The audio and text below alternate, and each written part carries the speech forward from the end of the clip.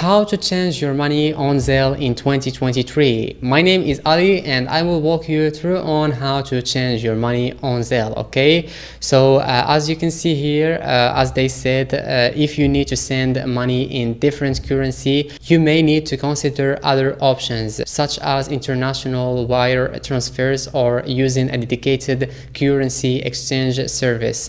These services often involve fees and exchange rate consideration. Okay, as we all know that Zelle, it's only working on US, so only US people are going to be able to use Zelle. So the currency that they are working with it is dollar, so you can't change the money from dollar to another currency. They have the only currency which is dollar. Okay, and they said the same thing here. As you can see, Zelle is primarily a person-to-person payment service in the United States that allows users to send and receive money using their bank accounts.